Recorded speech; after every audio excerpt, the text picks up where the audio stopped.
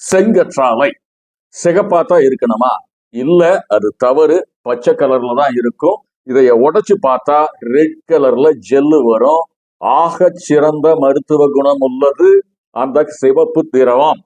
செங்கற்றாழைங்கிறது சாதாரண கற்றாழையிலிருந்து 22 தடவைக்கு மேல பவர்ஃபுல் சக்தி வாய்ந்தது.